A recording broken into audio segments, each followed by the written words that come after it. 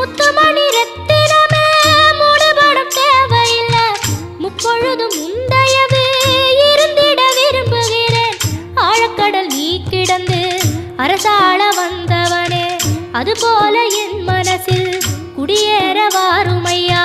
சம்ஹார நேரத்தில் சமுத்திரம் பின்வாங்கும் சந்தோஷ திருநாளில் நல்லருளை தாருமையா. முருகன் என்று முழங்குது என் மனசு, கடலை போல உன் கருணை பெருசு.